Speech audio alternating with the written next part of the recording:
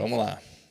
Bom, Ximena, André, demais, muito, muito incrível mesmo essa história. E fiquei ouvindo lá, nem consegui fazer muita anotação de tão hipnotizado que eu estava.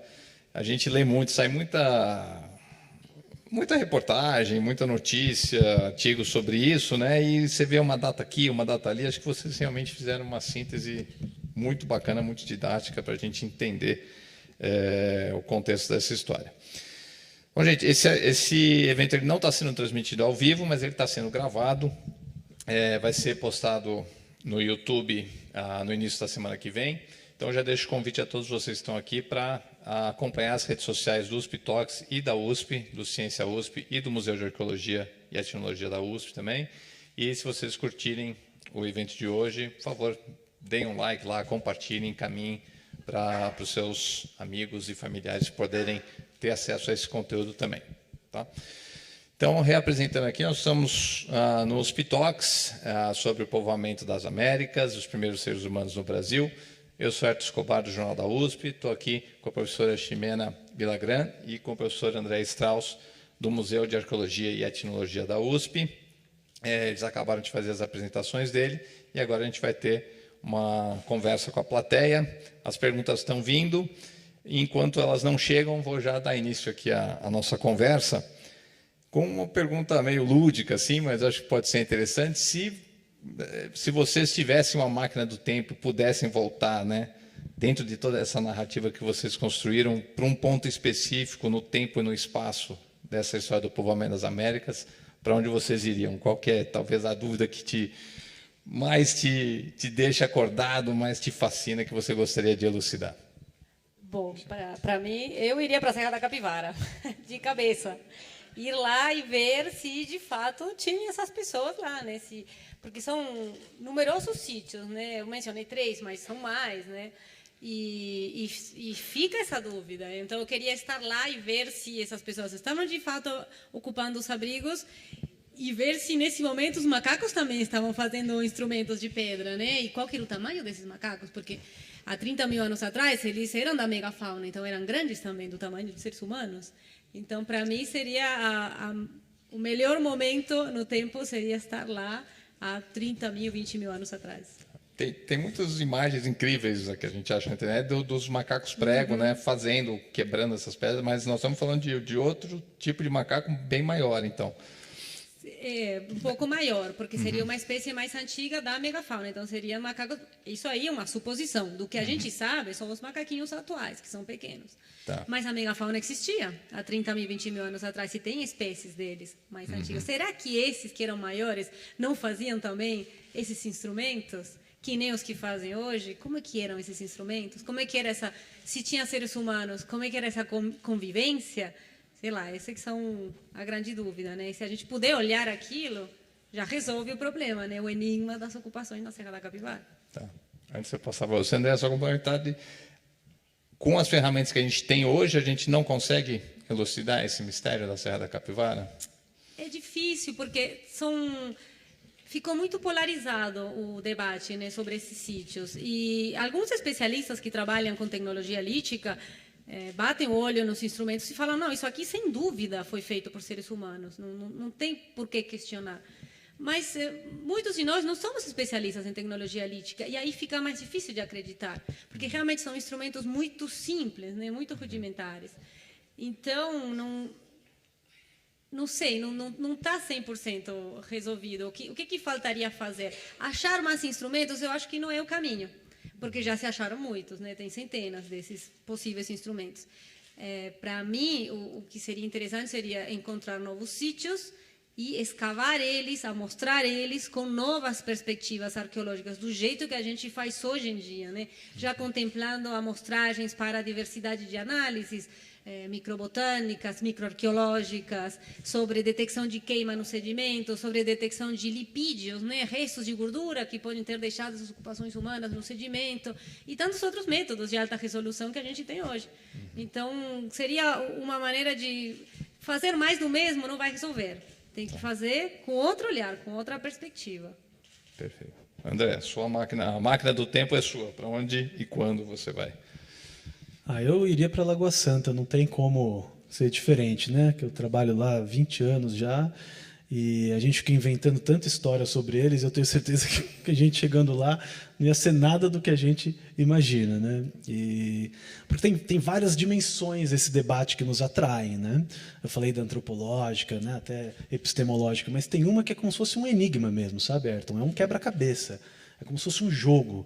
E a gente tem as peças e a gente quer saber. É um jogo de enigma, mas é frustrante porque quase sempre a gente não tem a resposta, né? Então a gente fica tentando adivinhar o quebra-cabeça sem nunca conseguir saber, né, como é que ele era. E eu concordo com a Ximena, eu esqueci de falar isso na minha fala, eu acho que essa questão só vai ser resolvida pela arqueologia. Não vai ser a genética, não vai ser a linguística. Vai ser pela arqueologia e vai ser através de uma descoberta fantástica. Como o debate do século XIX foi resolvido com a descoberta em Folsom, tem que ser uma descoberta indiscutível, né? Porque não basta você se convencer, você tem que convencer os outros, né? E eu vejo, às vezes, os colegas falando, mas eu tenho certeza, eu sou especialista, eu sei que isso aqui é. Né? Não é suficiente. Na ciência, a ciência não é autoritária, a ciência ela é do convencimento, do diálogo. Então, se você não consegue me convencer, né, ou convencer o público ou os outros cientistas, você não fez o seu trabalho. Eu acho que isso que falta ainda para as ocupações mais antigas. Então, a minha pergunta é essa. Você não diz que não está convencido ainda, né? Não, eu sou um cético declarado. Cético declarado. Sim.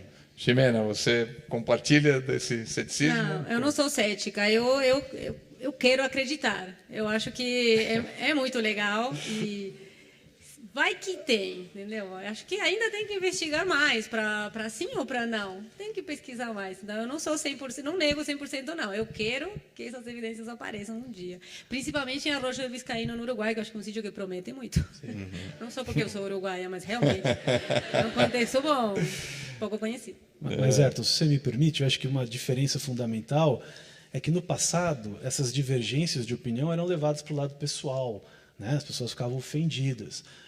Quando eu digo que eu sou cético, eu não estou dizendo que o trabalho não é importante, que as equipes são incompetentes. Pelo contrário, né? A equipe, por exemplo, do professor Boedá, que trabalha na Serra da Capivara, excelente, tem o mais profundo respeito profissional. Os colegas que trabalham de Santelino, o professor Antoine, são pessoas pelas quais eu tenho o mais profundo respeito pessoal e profissional, mas eu me dou o direito de discordar deles.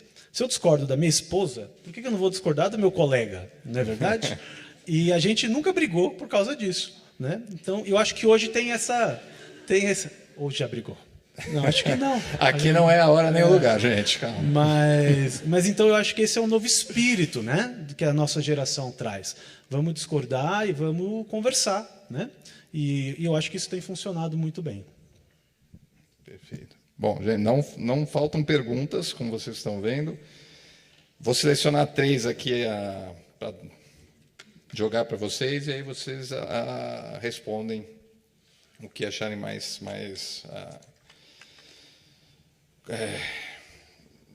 o que quiserem responder. Desculpa, me faltou a palavra aqui. De que forma a genética tem evoluído como fonte de dados arqueológicos e paleontológicos nos últimos anos? Existe DNA em fóssil? De onde vocês tiram esse DNA? Como é que ele é analisado? E aí uma outra pergunta relacionada que tem aqui também é pedindo para explicar um pouco melhor o que é esse tal relógio molecular. Tá? E aí, outra pergunta sobre se existem outros crânios ou fósseis parecidos com o de Luzia fora do Brasil e se é possível que ancestrais de Luzia tenham vindo pela costa navegando. Por exemplo, os melanésios chegaram às ilhas próximas de Papua por canoas, se isso teria alguma relação. André, o do relógio molecular eu vou pular, para a gente não gastar tempo, porque isso está na Wikipedia muito bem marcado, tá bom? Para a gente valorizar. Dos crânios de Lagoa Santa, sim. Né? O Walter, depois que ele descreveu a Luzia e o material de Lagoa Santa, o que ele fez foi justamente buscar outros sítios na América onde ele pudesse encontrar esses esqueletos antigos, particularmente na Colômbia, no Chile e até nos Estados Unidos. E ele conseguiu mostrar que esse padrão, que alguns se referem como paleoamericano, morfológico, era distribuído por toda a América. E talvez, não quero complexificar muito, mas o que é interessante é que esse padrão da Luzia, que nem eu mencionei rapidamente, ele era um padrão típico, o que a gente chama de morfologia generalizada, plesiomórfica, no sentido de que quase todas as populações do mundo no Pleistoceno tinham uma morfologia muito parecida com essa, né? Os indivíduos do Paleolítico Europeu. Isso quer dizer que também essa é uma morfologia que ela não é particularmente diagnóstica sobre origem geográfica ou de relações de ancestralidade, percebe? Porque era todo mundo assim, né? Mas, de qualquer maneira, sim, a gente tem esses outros crânios. Com relação à arqueogenética, né, é um campo que vem se estabelecendo, eu diria, nos últimos 20 anos e deslanchando mesmo nos últimos 10 anos, e que eu, pessoalmente, considero que, desde o advento da datação radiocarbônica na década de 50, é a técnica instrumental que mais revolucionou, que mais tem contribuído para a gente conhecer a arqueologia, né, ou ajudar a resolver questões arqueológicas. Lógico, né, que não faz milagre.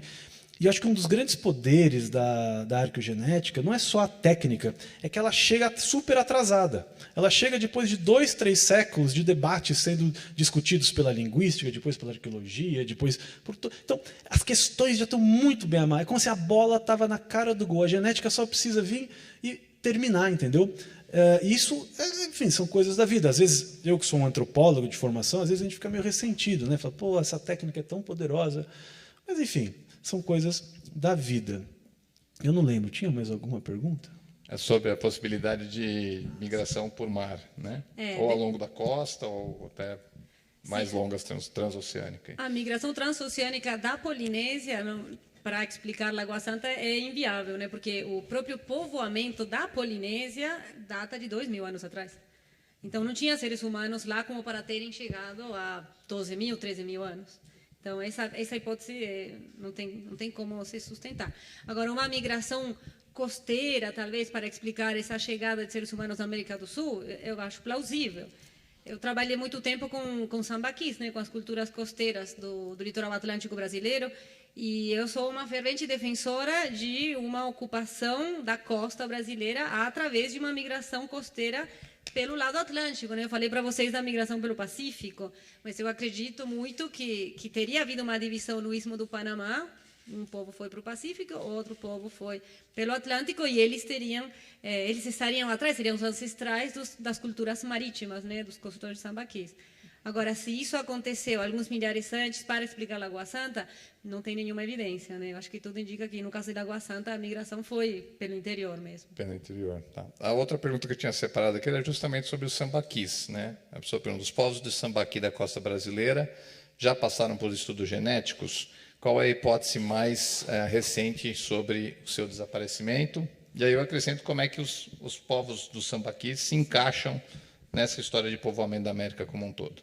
Sim, bom, esse ano saiu um trabalho de genética de DNA antigo de sambaquis, né, liderado pelo Thiago Ferraz, aluno do André, da Tabita Hunemeyer, do IB, que eu também sou coautora, como tantos colegas e alunos e alunas do MAE, que mostra que, por exemplo, o Luzio, que é o indivíduo mais antigo achado no sambaqui fluvial de Capelinha, que era também um enigma, né, ele tinha essa cara de Lagoa Santa, mas estava num sambaqui aqui em São Paulo. O DNA dele mostra que não tem nada de sambaqueiro, mas também não tem nada de Lagoa Santa. Então, é uma espécie de outra população que existia, da qual só temos esse indivíduo. Sobre os sambaquis da costa, esse estudo também foi muito revelador, porque ele mostrou uma ancestralidade que é comum a todos os sítios que foram estudados nesse trabalho, que ficam no Espírito Santo, em Santa Catarina e no Vale do Ribeira, porém, uma separação regional muito clara. Então, apesar de que todos compartilham de uma ancestralidade, os indivíduos que ocuparam aquele sambaqui estudado no Espírito Santo são bem diferentes dos sambaquis fluviais do Vale do Ribeira, que também são diferentes dos sambaquis de Santa Catarina. Então, tem uma diversidade intrínseca também a essas populações da costa, que provavelmente está explicada por contatos com outros grupos interioranos regionalmente diferenciados também. Então, isso foi muito interessante. E sobre o momento final desses povos sambaqueiros, esse trabalho confirmou uma hipótese que a arqueologia estava mostrando por várias vias, mas que não conseguia ser 100% conclusiva, que é de uma mistura populacional com grupos interioranos, falantes de línguas G, né, da família de línguas G, que seriam grupos já ceramistas, com agricultura, que a gente sabe que migraram do Planalto Central até a costa, ou Planalto Meridional, e que por volta de 2000 anos houve uma intensificação desses contatos e aqueles indivíduos da costa típicos começaram a mudar, começaram a se misturar com esses indivíduos. E esse trabalho mostra que, pelo menos há 2.200 anos, já tem evidências dessa mistura populacional, que deve estar por trás, sim, do desaparecimento dos sambaquis, pelo menos no litoral sul e sudeste, né? Em outras áreas do litoral ainda não temos análises tão detalhadas, mas a gente viu para o Espírito Santo que um indivíduo sepultado em Sambaqui há 500 anos já tinha um forte componente tupi, que a gente sabe que os tupis estavam migrando pelo litoral nessa época também. Então, para conectar com a pergunta anterior sobre migração, né, pelo mar, você tem essa diferenciação, povos, né, da costa, povos do interior, em algum momento eles se misturam, tal, mas todos eles vêm da se você voltar lá, povoamento da América, todos eles têm uma origem comum. Eles todos. É uma questão de modo de vida. Modo de vida, tá. O modo de vida costeiro marítimo e o modo de vida mais interiorano. Tá. E só rapidamente, a gente começou a falar de sambaqui, e provavelmente muita gente não sabe o que é um sambaqui. Bem rapidamente, o que são os sambaquis? Os sambaquis são esses amontoados de concha, osso de peixe, carvão, sedimentos que acontecem em quase toda a parte do litoral brasileiro, tirando alguns estados do Nordeste, e que caracterizam, né, a ocupação humana na costa atlântica do Brasil, né? A gente tem centenas de sítios documentados, os maiores, alguns monumentais, como em Santa Catarina, que chegam a ter 20 metros de altura, e outras áreas costeiras onde esses mesmos tipos de sítios arqueológicos são menores, de 1 metro e tal, mas que estão em quase toda a faixa costeira. Tá. Tem muito sambaqui para ser escavado ainda? E aí eu vou conectar com uma pergunta aqui, que é, né, André, você mencionou que a gente precisa de uma coisa espetacular realmente para, né, ou confirmar ou criar uma história diferente. Então, o que a gente pode fazer para aumentar as chances de encontrar um sítio arqueológico que traga esse tipo de evidência?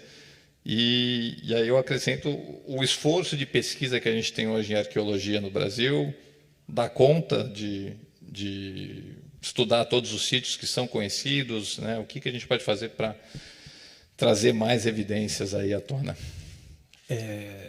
Isso é muito claro, a gente precisa de mais investimento em educação e em pesquisa. Inclusive, eu morei muito tempo na Alemanha e as pessoas tinham aquele pressuposto de que não tínhamos esqueletos arqueológicos no Brasil porque aqui é um ambiente tropical.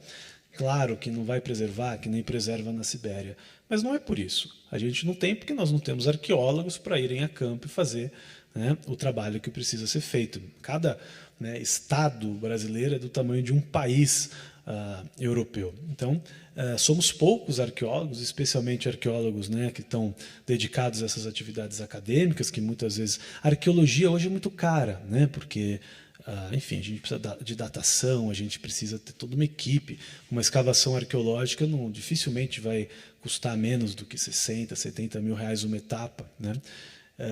Então, no mundo ideal, né, seria a gente ter mais arqueólogos, equipes, apoio, né? Aqui em São Paulo a gente ainda tem uma situação boa. O Museu de Arqueologia hoje, se não me engano, somos 17 docentes, o que é bastante, mas no resto do Brasil a situação não é tão, né, longe de ser o ideal. E para isso, né, eu acho que assim, de onde que vai vir isso? Do interesse do público. E tendo vivido fora e tendo trabalhado no Peru, a verdade é que eu sinto que no Brasil o interesse pela arqueologia brasileira não é tão efusivo quanto é o interesse do peruano pela arqueologia peruana ou do alemão pela arqueologia alemã. E por isso que é importante esse tipo de eventos e iniciativas que a gente tem feito, porque, assim, a nossa missão de vida não é nem descobrir quando que foi ocupada a América, mas é de convencer vocês que a arqueologia brasileira é tão interessante, né, quanto a arqueologia clássica ou a arqueologia das pirâmides do Egito, né? É isso que a gente tenta fazer. Estamos aqui para isso, pessoal. Todo mundo saindo daqui, hein? Curtindo demais a arqueologia. Ximena, os sambaquis tem muita coisa para ser pesquisada? Tem um monte de sambaqui aí só aguardando arqueólogos suficientes para estudá-los? Com certeza. Assim, sambaquis é um dos temas mais antigos da arqueologia brasileira. Junto com Lagoa Santa, tem a arqueologia de sambaquis. Mas não por ser super antigo que a gente tem tudo resolvido. Tem 300 enigmas ainda também para resolver. E sim, foram escavados alguns sítios. E tem, como eu falei antes, centenas. Então, são muitos sítios, são muito diferentes. E uma coisa que a gente tem que começar a pensar mais dentro da arqueologia de sambaquis é que, quando as pesquisas começam, parece tudo igual, né? Do que tem na Bahia até o que tem em Santa Catarina. Porque são todos amontoados de conchas, alguns com esqueletos, etc. A analítica parecida, mas a gente está vendo, e acho que a bioarqueologia, a genética e a microarqueologia mostram que são diferentes. Então, a gente tem várias sociedades na costa, cada uma com as suas particularidades. Então, a ideia agora, para mim, o mais interessante seria começar a revelar essas sociedades costeiras e quebrar um pouco esse estigma de as ocupações, os povos da costa como sendo todos iguais, só porque habitavam a costa. Então, tem muito sítio a ser escavado. Inclusive, aqui em São Paulo, semana passada, esse fim de semana, eu estava com o grupo do congresso que eu estava organizando em Cananéia. E lá, no estado de São Paulo, é a região que concentra mais da metade dos sambaquis documentados. Quase 130 sambaquis que tem entre Cananéia e Iguape. Escavados assim, realmente escavados, nenhum. A gente tem algumas cronologias de trabalhos de docentes do MAE e de alunos também que fizeram as teses, dissertações nesses contextos, mas que pegavam material para datar, para ter uma ideia da idade do sítio, ou que faziam furos para ver um pouco da composição. Mas escavação arqueológica não tem. E a gente tem uns 130 sítios aí ainda para descobrir, né? Essa região de Canané e Iguape é fantástica, né? Manguezais maravilhosos. Quem não conhece o litoral sul de São Paulo, recomendo fortemente. É um lugar incrível para a natureza e para a arqueologia também. Pergunta aqui sobre a Cordilheira dos Andes, se o sorgimento da cordilheira influenciou de alguma forma essa ocupação da América do Sul, e uma pergunta sobre a datação da ocupação humana na Amazônia. A gente teve uma das linhas fortes de pesquisa do museu capitaneada aí pelo professor Eduardo Neves, essa ocupação antiga da Amazônia, que tem revelado que a Amazônia não é uma floresta intacta, que nunca teve ocupação humana, pelo contrário, ela já foi densamente povoada e estão surgindo aí registros arqueológicos de construções de grande porte, etc. Como é que essa história da Amazônia se encaixa na história maior de povoamento das Américas e também a Cordilheira dos Andes? Vou falar dos Andes, você falar da Amazônia. Acho que essa pergunta dos Andes ela é muito importante para esclarecer uma coisa para o público em geral. Não só o surgimento dos Andes, mas também a abertura dos oceanos, todos esses grandes movimentos geológicos, tectônicos, tudo isso ocorre numa escala de tempo muito, muito, muito maior do que aquela que a gente está falando sobre o povoamento da América e, na verdade, até sobre a evolução humana nos últimos 7 milhões de anos atrás. Então, isso não se aplica. Os Andes já estavam lá, a distância, a largura do Oceano Atlântico já era a mesma, né? Essas grandes transformações terrestres não mudaram em absoluto nos últimos 100, 200 mil anos atrás. Isso não quer dizer que o mundo não tenha mudado. Tem mudanças, sim, importantes, né? Mas elas são mudanças que têm muito mais a ver com as variações climáticas. Particularmente, né, esses ciclos de glaciações e interglaciais que a gente tem durante o Pleistoceno, que é a chamada Idade do Gelo, que levam, né, a redução expressiva do nível do mar, quando o pico do frio alcança, nos chamados máximos glaciais, levando a reduções do nível do mar de até 120 metros, 130 metros, o que em algumas regiões pode implicar numa retração da costa, né, de vários quilômetros, e as mudanças climáticas de vegetação, que essas mudanças, né, na temperatura implicam. Então, uma região que antes era seca passa a ser florestada, né? Então, esse tipo de mudança aconteceu e foi importante para a gente entender a história humana recente. Inclusive, o fim da Era do Gelo, muito provavelmente, tem tudo a ver com o desenvolvimento da agricultura e das sociedades produtoras de alimento que são típicas hoje que a gente conhece, né? Isso dificilmente, ainda que tem, né, movimentos incipientes ainda na Idade do Gelo, mas de forma geral isso segue sendo verdade. Mas é muito importante. Tectonicamente não teve nenhuma mudança. Isso me traz, inclusive, né, às vezes a gente lê que o ser humano veio da África, cruzou o Atlântico, né? Essa é uma hipótese que absolutamente não tem nenhum fundamento, zero. E eu me pergunto como é que isso, inclusive, continua tão presente na mídia, né? Então, é nosso dever esclarecer. Não há qualquer tipo de evidência, zero, de que a América tenha sido povoada da África. Eu lembrei disso porque às vezes a pessoa, não, mas antigamente a América e a África eram mais próximas, tinham umas ilhas. Não tem nada, absolutamente nada que ver. Não tem nenhuma evidência de nenhum tipo de que o ser humano tenha vindo da África pelo Atlântico até a América. Tá bom? A Amazônia. A Amazônia. Eu já mencionei na minha fala, o sítio mais antigo que a gente tem registrado na Amazônia é a Caverna da Pedra Pintada, né, que tem uns 11.000 anos, um sítio em abrigo. Depois desse sítio eu tenho o sítio Dona Estela, que é um sítio a céu aberto, numa área na confluência do Rio Negro dos Solimões. E depois tem alguns sítios no estado do Pará, o sítio Breu Branco 1, Breu Branco 2, também com idades entre 10.000 e poucos anos antes do presente. Outro sítio que é bem antigo da Amazônia, mas que fica no lado boliviano, nos Llanos de Mojos, é o sítio Isla del Tesouro, que é um sambaqui interiorano. E tem uma idade de até 11.000 anos também antigo, porém não tão antigo quanto Monteverde ou outras ocupações no Brasil, não das problemáticas, mas até as de Minas Gerais. Então, a Amazônia tem uma ocupação antiga, mas, sim, não tem os sítios mais antigos que tem no continente. Mas, com certeza, era o lugar de passagem, né, das migrações. E qual que é o problema? É que a floresta, sim, foi manejada, foi domesticada, mas ainda é uma floresta. Então, é muito difícil achar esses sítios de caçadores-coletores que deixam rastros muito pequenos, né? Se a gente for comparar com as terras pretas ou com as grandes cidades da Amazônia, que a gente consegue detectar hoje com LiDAR, com outras tecnologias, mas um sítio de caçador-coletor de 11.000 anos atrás é difícil de mapear. Então, são poucos porque são difíceis de achar, mas vão aparecer mais, com certeza, né? Você já toca uma outra pergunta aqui sobre se há evidências de coexistência humana com megafauna no Brasil, se eles eram caçadores. Então, fala um pouquinho sobre a pergunta final do título do evento, que é quem eram, quando chegaram, como viviam esses primeiros povos, né, que ocuparam aqui a América do Sul e o Brasil. Sobre coexistência com megafauna, é um tema que o André gosta.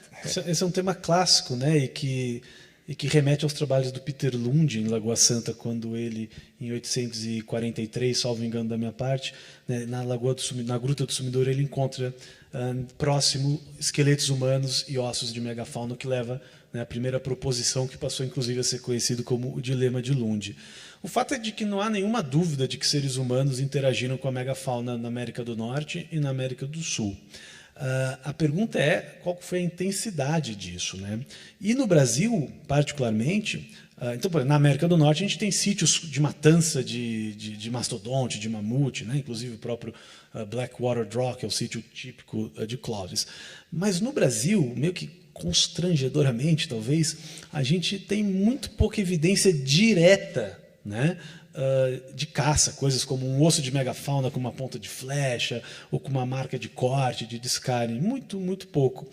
Inclusive eu trouxe aqui um húmero que tem um húmero de preguiça gigante que tem algumas marcas, tem um dente de Eremotherium lá do Nordeste com alguns riscos, algumas pinturas rupestres que algumas pessoas acreditam que estavam representando os animais da fauna extinta, mas para um cético como eu, a gente não tem nenhuma evidência direta. E uma coisa para a gente observar aqui é que, no horizonte cronológico de ocupação da América mais conservador, que é o que eu trabalho, 18.000 anos atrás, com seres humanos chegando na América do Sul 16.000 anos atrás, tinha gente na América do Sul 16.000 anos atrás, mas os esqueletos humanos mais antigos da América têm 10.000 anos.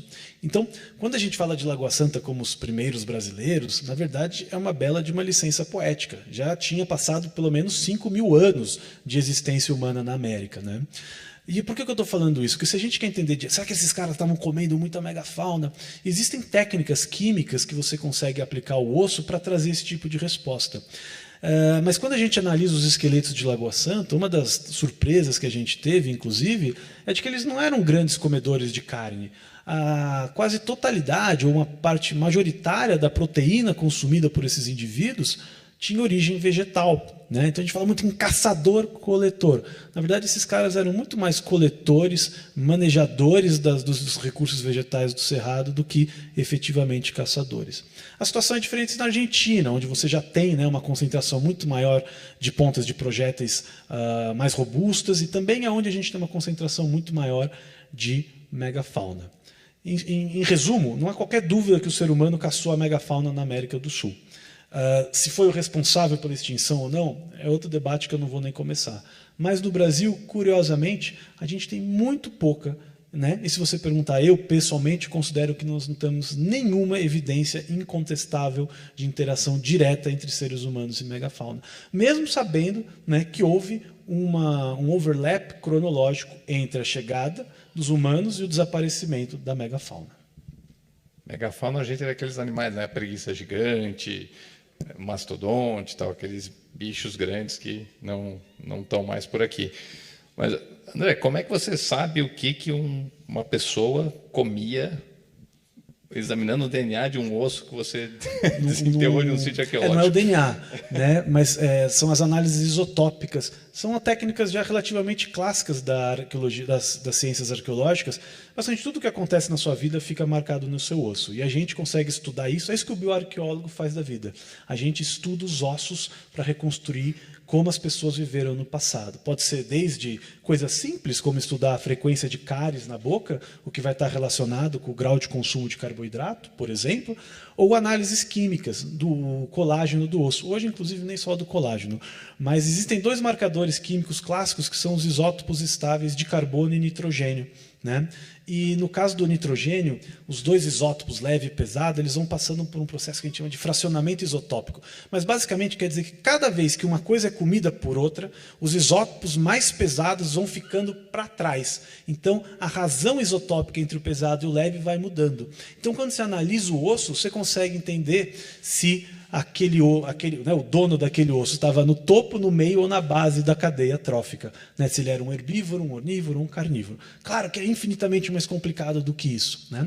E no caso do carbono, diferentes tipos de planta tem diferentes tipos de fotossíntese, tem C3, C4, CAM, enfim. E o fato é que você consegue também saber que tipo de planta aquele indivíduo comia. De novo, é infinitamente mais complicado do que isso, né? Mas isso faz parte de uma ampla área de atuação das ciências arqueológicas, que é, inclusive, né, uma das áreas que o nosso Museu de Arqueologia e Etnologia da USP tem se especializado e hoje tem um grande protagonismo na América Latina. Para finalizar, nosso tempo já está esgotado, mas vamos passar uns minutinhos. Fala um pouquinho sobre modo de vida dessas populações originárias. Bom, o que o panorama da evidência arqueológica mostra é que a gente tinha diversos modos de vida, né? Então, isso que não podemos confundir. Pode até ter sido uma única população pioneira, né, fundadora, mas essa população se dividiu em distintas maneiras de existir, em função dos ambientes que ocupava. Então, eu mencionei para vocês, por exemplo, o caso das comunidades costeiras, essas sociedades super adaptadas à vida no litoral. E essa adaptação não é só de dieta, né, do que comiam ou porque navegavam, é até física, né? Eles tinham um corpo que estava muito bem adaptado a essa vida marítima. Por outro lado, tem as populações interioranas em Lagoa Santa, que nada de vida marítima, não, pelo contrário, interioranas, muito consumo de plantas, consumo de peixes também, que vão contra essa noção, né, dos megacaçadores da megafauna, mas que esses caçadores de megafauna estavam na Argentina, como o André falou, na Patagônia, tem muito sítio com evidência clara sobre isso. Aí depois tem Monte Verde, ou na verdade antes, 15 mil anos, um modo de vida também aquático, sem megafauna, sem nada. Depois tem o sítio Cuncaita, lá no topo dos Alpes, no Peru, a 4 mil metros de altura, com mais de 10 mil anos, um modo de vida completamente adaptado à vida na altura, né? Nada a ver com Sambaqui, com o interior, com Monte Verde. Então, assim, esse modo de vida era diverso, a gente tinha pessoas muito bem adaptadas aos ambientes. Na Amazônia também, tem dados recentes mostrando que esse manejo das plantas e até o traslado de materiais domesticados ou proto-domesticados da América do Norte já acontecia desde 10 mil anos atrás, né?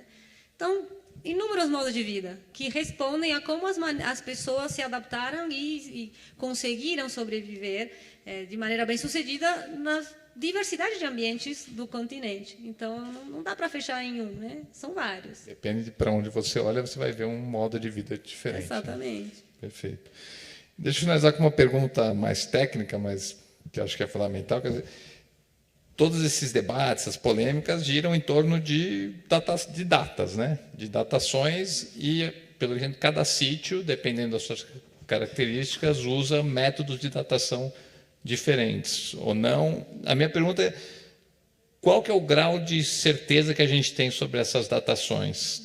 É algo que você consegue cravar, assim, falar, não, isso aqui é de tantos a tantos mil anos atrás, ou outras técnicas podem apontar datas diferentes? Quer dizer, qual que é o grau de certeza que a gente tem sobre essas datas todas que a gente mencionou aqui?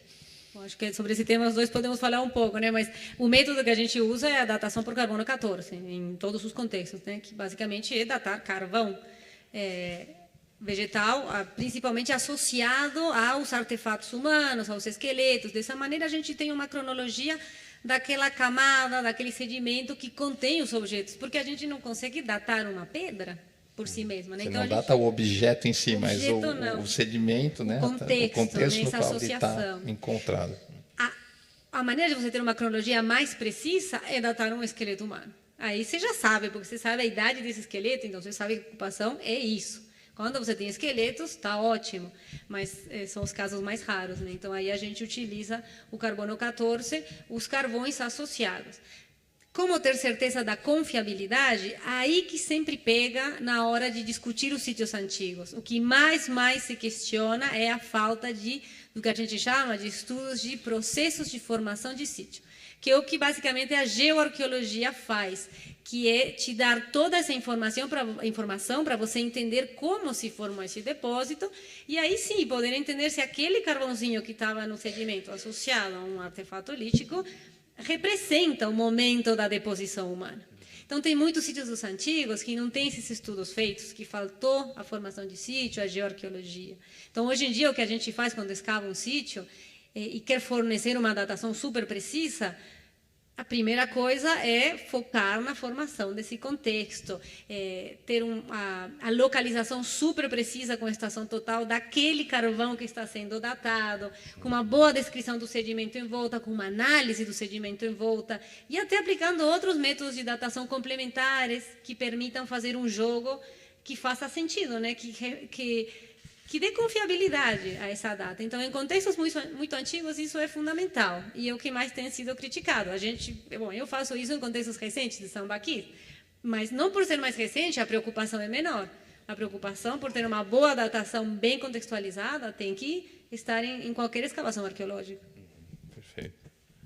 Então, só complementando, nos casos específicos, né, que geram debate, Cerruti Mastodon, de 130 mil anos, Serra da Capivara, 100 mil anos, eu diria que, eu acho que nesses casos, a dúvida não é a datação. Ninguém discute que Cerruti tem 130, que a Serra da Capivara chega a 100 mil, que Santelina tem 30 e tantos, que Arroio Viscaíno tem 20 e poucos. O cerne do debate reside na nossa capacidade ou na nossa incapacidade de provar que a feição de interesse tem origem humana. Né? Se os seixos fraturados da Serra da Capivara são prova da presença humana, se os riscos nos ossos de Arroio Viscaíno são prova da evidência humana, né? se o padrão de fratura dos ossos de Cerruti Mastodon são prova de evidência humana. Recentemente, a gente teve uma inversão que foi White Sands, né? Porque ninguém duvida que aquelas pegadas são humanas. Né? Ali é o outro caso, onde o problema é a cronologia, como foi em vários dos sítios pré-clovizinhos da América do Norte, como Paisley Cave, Page Ledson. Né? Mas eu diria que esses sítios mega antigos, ninguém duvida que são antigos. A dúvida é se são prova da presença humana. Né? E aí vale pontuar né, que se tinha gente aqui há 130, 100 mil anos atrás, quer dizer que a gente tem... Eu falei, os esqueletos mais antigos da América, ninguém discute isso, tem 10 mil anos. Então, imagina essa população que ficou cento e tantos mil anos num continente inteiro e não legou aos arqueólogos nem um dentinho para contar a história. Aí alguém fala, não, mas é uma questão de preservação. Não é uma questão de preservação. A gente tem em toda a América, e no Brasil em particular, depósitos fossilíferos do Pleistoceno com milhares e milhares de ossos de todos os animais que você puder imaginar, desde a preguiça gigante, cervídeo, pequenos roedores, mocó, anfíbio, passarinho, tem osso de tudo nesses depósitos, só não tem ossos humanos, né? Claro, é impossível, de novo, né, que tenha existido uma população na América durante dezenas e dezenas de milhares de anos e não legaram um único ossinho para contar a história. É possível. Eu, pessoalmente, acho muito improvável. E acho que quando a gente compara com a história humana fora da América, quer seja na África, quer seja na Eurásia, a gente não vê nenhum caso onde isso tenha acontecido. Maravilha. Ximena, André, obrigado demais, gente. Palmas para eles, por favor. Foi incrível.